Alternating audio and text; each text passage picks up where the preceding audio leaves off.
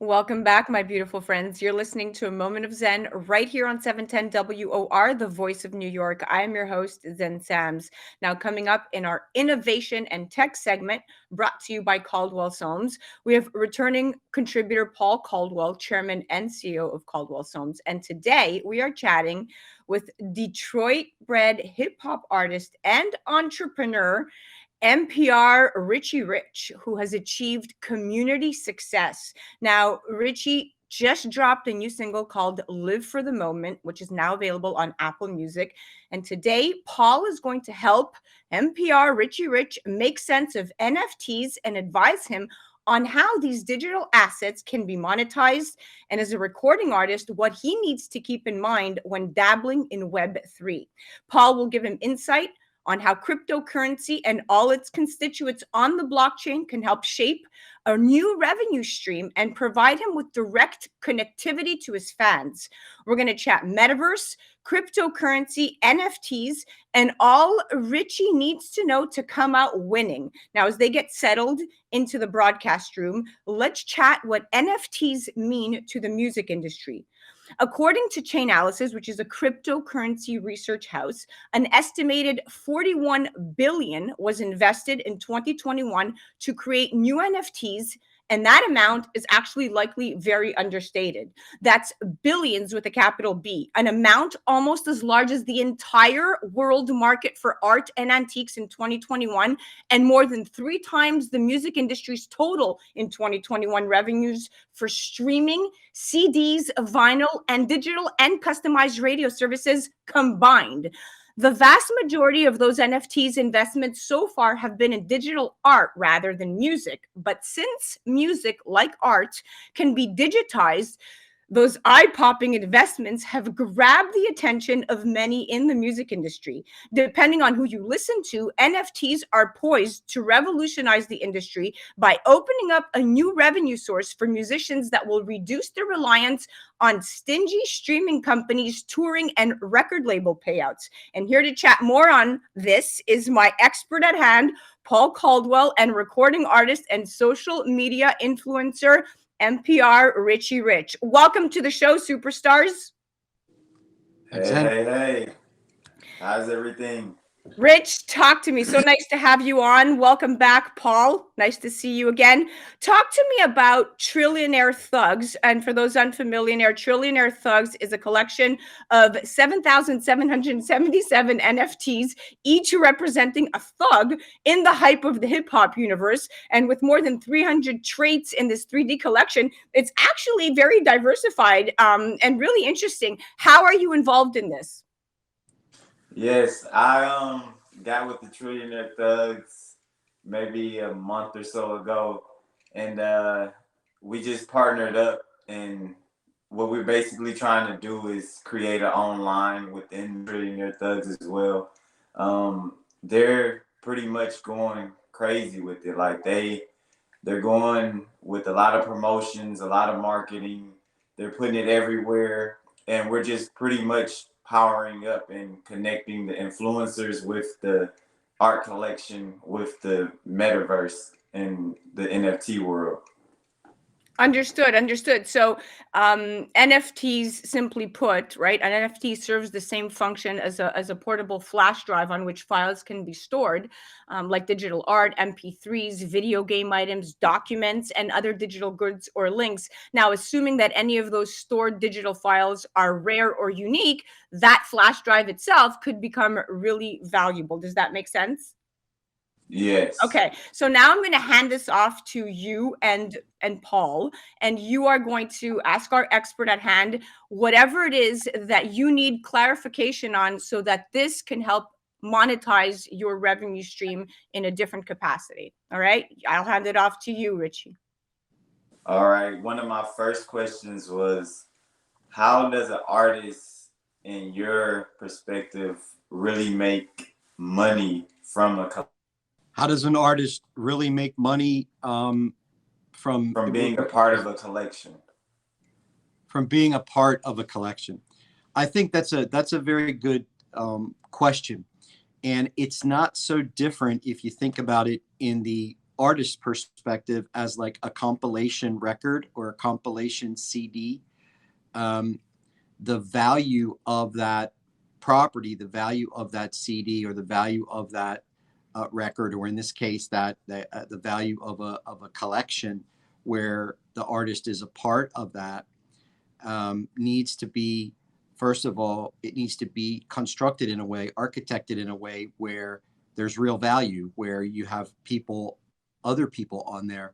All of the artists that are part of that collection have value to the marketplace. People want to listen to that artist or want to interact with that artist, want to be part of that artist community, would be the first thing. The second thing is, though, it's really important to make sure that the smart contracts that are written inside, if it's an NFT, when an NFT gets minted, I should just back up a second. When an NFT gets minted, you can build smart contracts into that NFT that include all of the people that are part of that minting process, all of the people that are part of that NFT. That could be an artist, could include the artist manager, could include anybody where the artist may already be cross-collateralized with in the music business. It could be publishing. And then every time that NFT sells, that smart contract, the reason it's called a smart contract is it automatically pays out to those individuals their percentages that are built into the smart contract. And then if that piece sells again in a secondary market or something, there's money to be made yet again through the secondary sale of that piece of property. In this case, I think we're talking about music. So that particular song or that particular NFT, maybe the NFT has 2 or 3 songs in it. Maybe the NFT is not about the artist at all. Maybe, let's say you were the artist in the NFT and it was your new single that you just released in the NFT, and let's say that was the backdrop music, or that was the background music for that NFT.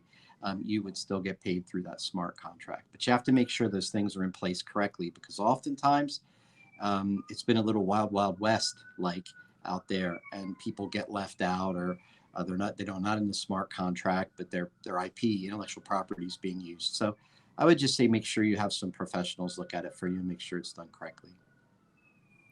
Richie, Right. does And that make now, sense? yeah, and now with the smart contract, that's something that would attach it to where, because from my understanding, it was like if you're a part of the collection, once it sells, then the person who minted it just keeps gaining the 10% or whatever percentage from it.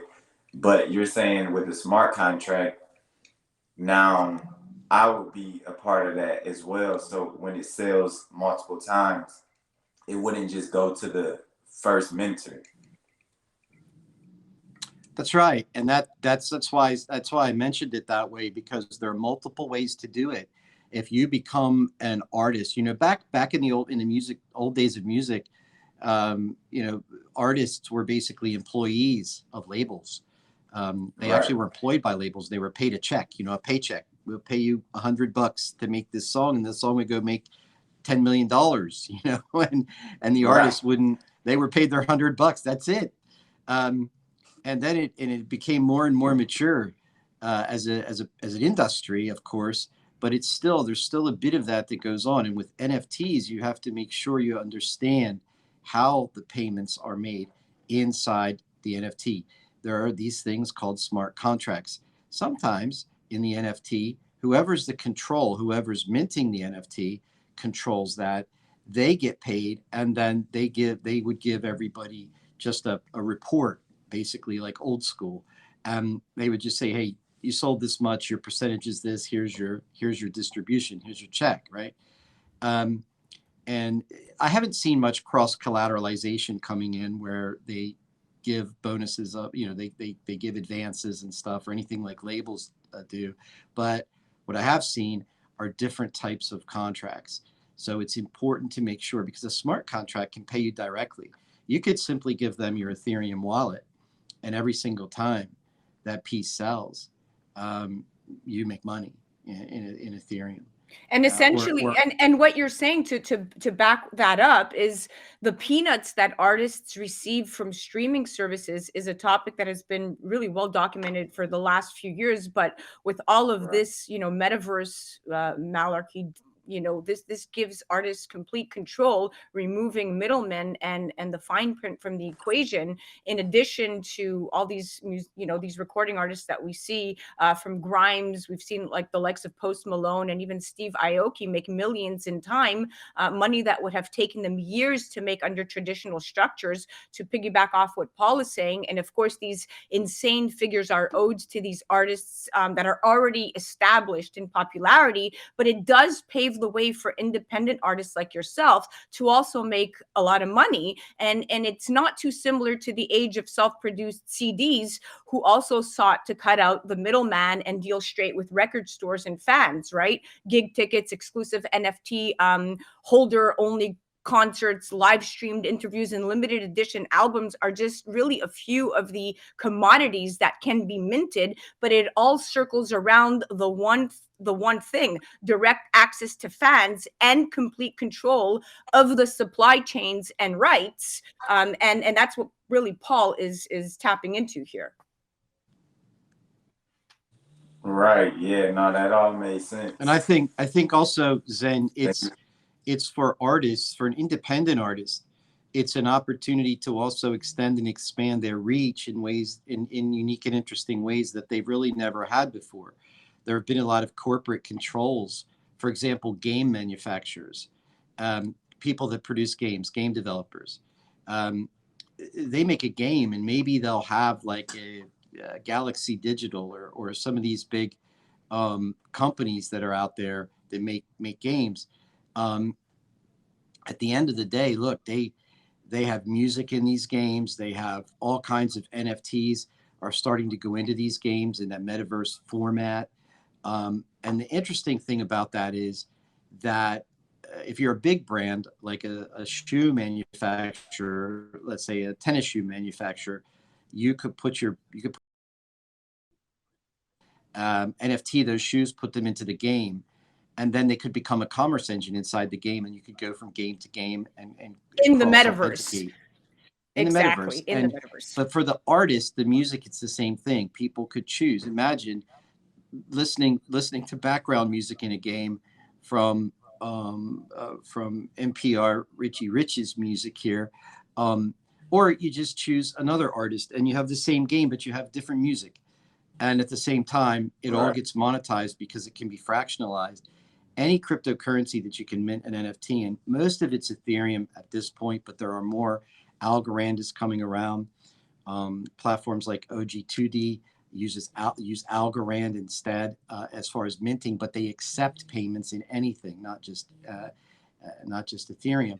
And there are many platforms coming on stream like that. So Paul, hold I would that just thought. my Hold my, that my thought. advice would be, Hold that yeah. thought. We have about 40 seconds left in this segment, but I will cut to a commercial break and come back because I know that Richie has some more questions, and I'm going to add 5 more minutes on the clock for our friends. So just hold that thought. We'll be right back. You're listening to A Moment of Zen right here on 710 WOR, the voice of New York. That is NPR Riche Rich, along with Paul Caldwell in our innovation and tech segment.